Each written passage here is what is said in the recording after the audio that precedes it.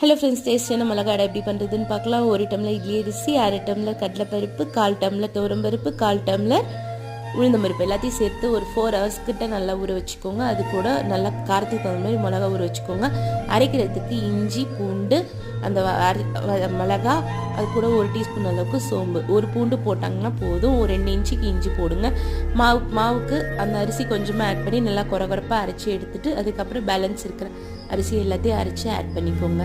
குட்டி குட்டியாக நறுக்குன ஆனியன், தேங்காய் குட்டி குட்டியாக நறுக்கி ஆட் பண்ணி போட்டுக்கோங்க. அது கூடவே கருவேப்பிலை, கொத்தமல்லி இலை கட் பண்ணி போட்டுக்கோங்க. 1 டீஸ்பூன் அளவுக்கு ஜீரகம் எல்லாத்தையும் சேர்த்துட்டு உங்களுக்கு எந்த கன்சிஸ்டன்சியில் வேணுமோ அதில் ஆட் பண்ணிக்கோங்க. நல்லா மிக்ஸ் பண்ணி எடுத்துக்கோங்க.